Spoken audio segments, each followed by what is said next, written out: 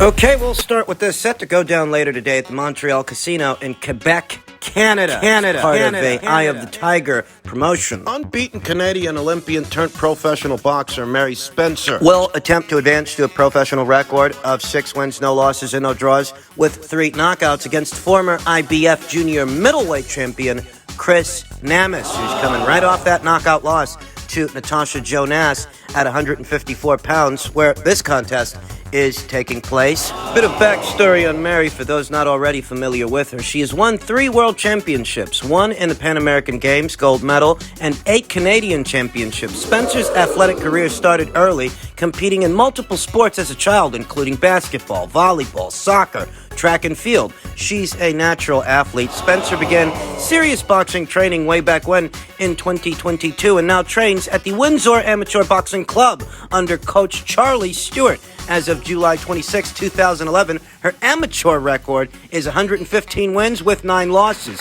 Spencer was born in Wyerton, Ontario, and currently lives in Windsor, Ontario. She is a member of the Chippewa of Nawash Unceded First Nation. Having seen Mary Spencer in action, getting my first look at this fighter, I have to say that Chris Namus, in spite of being the far more experienced professional boxer, she is under grave threat of being stopped yet again. She's coming right off that knockout loss to Natasha Jonas for what was the vacant WBO title. Chris Namus was standing in for Eva Pietrzkowska, former WBC junior middleweight champion Eva Pietrzkowska. Originally, that's who Natasha Jonas was supposed to be fighting, but Chris Namus, she ended up standing in her place, late replacement, and for one reason or another, Eva Pietrzkowska couldn't fight, so Chris Namus stood in her place. And then, like now, Chris Namus found herself so confronted with an amateur standout that comes from a very strong amateur background. Chris Namus is about 2-3 years younger than Mary Spencer, though I wouldn't pay much attention to that because she's about 2 or 3 years younger than Natasha Jonas, and you see how that fight worked out. Natasha's a naturally smaller fighter than Chris, and you see what she did. Mary Spencer is a taller drink of water, more adequately suited in terms of physical dimensions to campaign as a junior middleweight. In fact, Mary Spencer, she's actually got some size on Chris Namus. Mary Spencer, who as an amateur shared the ring with the likes of O'Shea Jones, Clarissa Shields at least 2 times, Franchon Cruz 3, won 2 out of 3 fights with Franchon, and actually has a recorded victory over Mexico's own Alma Ibarra, who is also going to be in action this weekend against Jessica McCaskill down there at welterweight. Mary debuted as a professional just last year in August. She's fought 5 times since then. 3 of the 5 were just this year, so I get the sense that she is going to be quite sharp tonight. Yeah, she was just in action late last month. Whereas the former champion Chris Namus is coming off of consecutive losses. A loss to Emma Kozin way back when in 2020, and another loss more recently to Natasha Jonas, the loss we just talked about. Chris Namus is 3 for 3 in the last 6 fights. Won 3 fights, she's lost 3 fights, and she's coming off of 2 consecutive losses, 2 back-to-back losses. So it's not looking encouraging for Chris Namus, who might be more experienced as a professional than Mary Spencer is. She does have more professional fights than Mary does, and she is 2 or 3 years younger than Mary, though not fresher than Mary, and not faster to the eye. Mary Spencer seems to have speed, or at least efficiency in the form of it. She has very good form. Her punches aren't as wide, slappy, or messy as what you see from Chris Namus. The hooks, they're very short, well-placed, compact, hard to counter. Throws great head punches and doesn't abandon the body. Nobody likes it to the body. Chris Namus, comparatively, compared to what other fighters Mary Spencer has fought so far, Chris Namus is a better fighter than those fighters, certainly more decorated, has a better record than the other 5 girls that Mary has fought so far. In that way, this is a step up in competition. Oh yeah, it's a step up from the girls that Mary's been fighting so far, but I think she's gonna knock Chris out. Might seem a bold proclamation, but to the eye, Mary Spencer already exhibits better form, better punch placement, more explosivity, and more snap on those shots than Chris Namus does. Mary shows good situational awareness. Top of having some size on Chris Namus, who isn't small for junior middleweight, you understand. As far as junior middleweights go, Chris Namus is actually one of the bigger fighters you'll come across, and Mary Spencer is noticeably taller, longer. Because Chris throws those wide, slappy shots, wide, slappy punches. I could see her getting worked. I could see her getting countered. If Natasha Jonas, a fighter that was moving up from lightweight up to junior middleweight, can sit Chris Namus on a back pocket, what do you think Mary Spencer's gonna do to her? Yeah, I get the sense Mary's gonna put the squeeze on her, apply pressure, and get the knockout. It's my understanding that Chris Namus has actually had more time to prepare for this fight than her previous bout with Natasha Jonas. She's not a late replacement for anybody here, though the circumstances. Still not encouraging. You're coming off a knockout loss to a lightweight that moved up to junior middleweight. So I am going to go with Mary Spencer by way of knockout or technical knockout later on today in Quebec. In other news, on the heels of this past weekend's unification match at light heavyweight, the fight between Artur Beterbiev and Joe Smith Jr., ESPN has so decided to update their current pound-for-pound rank standings. And as you can imagine, this has ruffled some feathers, like it usually does. You know, one guy who goes by the name Andre himself asked, "Loma's still on the list, Mike Coppinger?" To which Mike Coppinger replied, "Pretty simple. We think he's one of the 10 best fighters in the world. It's not a list of the most accomplished boxers in the sport or a list of fighters with the most belts. It's an opinionated, subjective list of who we think are the 10 best boxers right now. But what you think is not dissimilar from what somebody else might think." What separates your opinion from someone else's? What makes your opinion more valid than theirs? Because you're paid to cover the sport of boxing, after all. That is the difference. You would expect that a professional pundit would have more knowledge of the sport than your average Joe Blow, your average fight fan. And yet there still seems to be a lack of objectivity in these pound-for-pound rank standings by way of these popular periodicals. Oftentimes when it comes to pound-for-pound lists and their lack of objectivity, guys like Mike Coppinger seek refuge in stating that it's a subjective list. Yeah, but the author still decides what it's subject to. That's no explanation. That's no excuse. Regurgitating that same argument that it's subjective and it's subject to what you decide it's subject to. So what's it subject to? Facts or feelings and opinions? When it comes to ESPN's pound-for-pound list, it seems like it's more subject to the latter rather than the former, because Vasyl Lomachenko achieved pound-for-pound status by... Everybody was gushing about how he's moving up in weight and he's fighting these world champions. That's what got him ranked in the first place, you understand. After he moved up in weight, beat Rocky Martinez for the WBO title. Don't forget that he didn't beat a champion at 126 pounds. When he won the WBC title there, it was vacant. Gary Russell might have been an unbeaten fighter, but what he wasn't was a champion. So he moves up in weight, knocks out Rocky Martinez. Wins WBO title at 130 pounds. That was enough for the powers that be. That was enough for the pundits in pugilism to rank Vasyl Lomachenko as a pound-for-pound fighter. And here's the kicker. I'm not telling you that Vasyl Lomachenko didn't deserve a rank. What I am telling you is these guys don't keep the same energy for other fighters. If the unit of measure, if the metric that got Vasyl Lomachenko ranked on a pound-for-pound list in the first place was that he was a multi-weight champion, if that's what got him ranked in the first place, if that was your explanation at the time why he deserves a rank, what the hell happened? What changed? Nothing changed. You're just a bunch of fat fucking hypocrites that can't keep the same energy. For perspective, the first alphabet title that Shakur Stevenson won was a vacant title, the same way that the first world title Vasyl Lomachenko won was a vacant title. By the time Vasyl Lomachenko moved up in weight and took on Rocky Martinez for the WBO title, that was enough for the pundits to give him a rank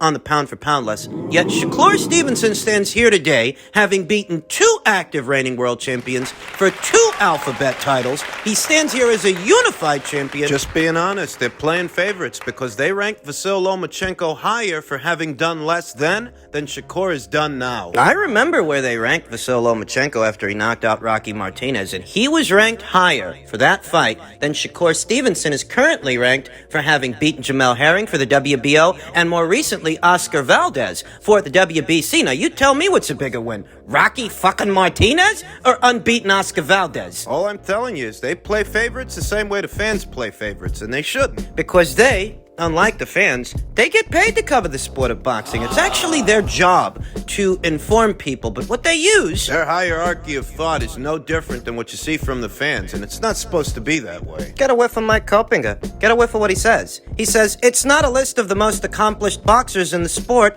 or a list of fighters with the most belts. Then what the fuck is it? Because one would assume that the most accomplished boxers are the most skilled. Because if they weren't, well, how the fuck would they have accomplished so much in the sport? Dumb luck? Different authors, different pound-for-pound list, tend to use different hierarchies of thought, different logic and different metrics, but it stands to reason that the most accomplished fighters have to be the most skilled, because if they weren't skilled, how the fuck would they have accomplished so much? Talk about the love-hate relationship people have with alphabet titles. They pick and choose when alphabet titles matter, you understand. If I told you there's this guy, unbeaten guy, he stands no chance of winning an alphabet title in any weight class, well, Doesn't sound like a pound-for-pound fighter, does it? now if I told you the opposite, if I told you there's this unbeaten guy, this guy wins a title from anybody and everybody at his weight and upstairs. Oh, well, that changes things, doesn't it? Now let's go a step further. And let's say that the guy actually does it. He is in possession of all the alphabet titles at his weight. You're telling me he's not one of the best fighters in the world. I'm not saying he's number one. I'm not even saying he's top 5. But I have a question. If it were Vasyl Lomachenko instead of Devin Haney, who traveled to Australia and beat George Kambosos Jr. in one-sided fashion, do you think that the pundits would keep the same energy for Loma that they keep for Devin? Because they don't think Devin beating George is anything to write about, but if Loma does it... There are subtleties and nuances in between. No, I'm not telling you that Devin Haney is top 5 for that singular fight, the singular act of beating George Kambosos Jr. I'm not telling you that puts him in the top 5 or the top 3. I'm just telling you they don't keep the same energy for these fighters. Jermel Charlo has beaten 3 active world champions. He is the current reigning undisputed Ring Magazine and lineal junior middleweight champion, and Vasyl Lomachenko gets consideration over him. Hell, way back when, Gennady never became an undisputed champion, but they still ranked him as a pound-for-pound fighter. At that time, the only champion he'd fought was David Lemieux for the IBF. I reiterate, not saying that Gennady didn't deserve a rank way back when, that he didn't have an argument. I'm saying that the logic applied is not consistent, and under scrutiny, it tends to fall apart because these pundits play favorites. These guys, like everybody else, claim they want to see the best guys versus the best guys. Only so that when a Jermel Charlo unifies all the belts at his given weight, taking out all the other champions, he doesn't get the credit for it. Only so that when a Devin Haney travels to Australia to see himself become an undisputed champion, he doesn't get the credit for it.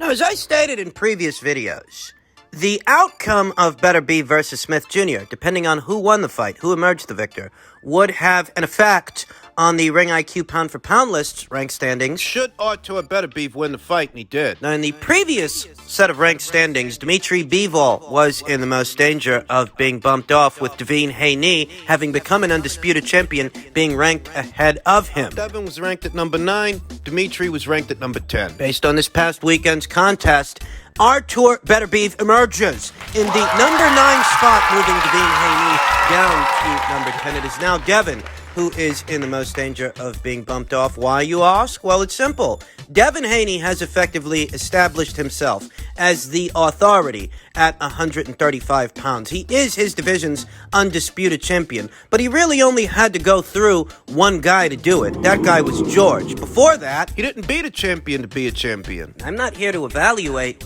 whose fault that is. I can only rate you for the fights that you had, and you didn't have to fight a champion for that WBC title. So however you got it has no real bearing on the list unless you got it from an active reigning champion. As it stands, Artur Beterbiev has beaten 2 active reigning world champions for 2 alphabet titles, whereas Devin's only beaten 1, and that's George. The logic has to be consistent. The logic has to stick. You'll notice that Shakur Stevenson is ranked ahead of Artur Beterbiev. Why, you ask? Well, Shakur Stevenson beat the same number of world champions for alphabet titles as Artur, but Shakur, unlike Artur, has been a champion at more than one weight. He was a champion at featherweight, and he's currently reigning as a unified champion at super featherweight. That's the proverbial tiebreaker. Between those two boys it is, and ahead of Shakur Stevenson, you will see Errol Spence Jr., unified welterweight champion.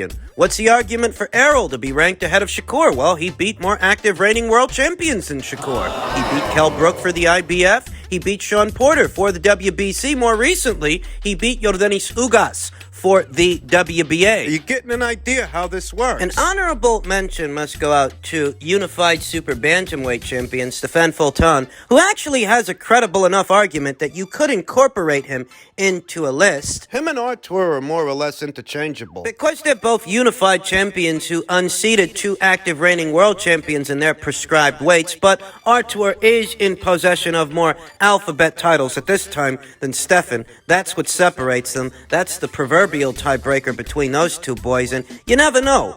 MJ Akhmadaliev, the only other unified champion in the super bantamweight division, Stephen Fulton's division, he's going to be in action this weekend. He's going to take on his mandatory challenger, Ronnie Rios. So hypothetically, if he beats that guy, and by some chance he moves into a Stephen Fulton undisputed super bantamweight title fight, the winner of that fight would have a credible enough argument that they should be incorporated into this list. Won't lie that I'm not holding my breath for that to happen. Won't lie to you. It feels like we're a ways out from a fight like that, but here's holding out hope, because that's the fight that Stephen Fulton says he wants. That's the fight he says he's after. We'll see after this weekend if he means business. More importantly, we'll see if MJ feels the same way. You want to shoot for undisputed, or you don't want to shoot for undisputed? For those of you out there who may be taking issue with Dmitry Bivol being ejected from the list, well, need I remind you that Dmitry Bivol himself... Yeah, he achieved a rank based on the rules that govern the list, and defeating a pound-for-pound fighter, you become one yourself. He came in at number 10, as beating Canelo Alvarez was enough to get him a rank, but he didn't have the strongest argument to begin with. Dmitry never beat any other active reigning world champions at his weight, and he didn't win a belt from Canelo because Canelo wasn't a champion at the time. Dmitry himself stated he doesn't feel he's pound for pound because Canelo Alvarez is a super middleweight. The facts are what the facts are. Size matters, and beating a naturally smaller fighter moving up in weight doesn't make for the strongest argument. Few freaks and geeks don't want to acknowledge that size matters. It's not everything, but size does have its role to play. If you don't want to acknowledge that, you don't have to. Dmitry Bivol himself acknowledges it. So why don't you? Dmitry Bivol is a skilled fighter. I don't take that away from him, but it wasn't just skill. It was skill in tandem with the natural size of a natural light heavyweight. Canelo couldn't put a dent in that guy because that guy is a natural light heavyweight. You let these guys tell it, and he beat him on skill and skill alone. But I'll tell you that super middleweights don't take those same punches from Canelo as well as Dmitry did. It's because Dimitri's a fucking light heavyweight.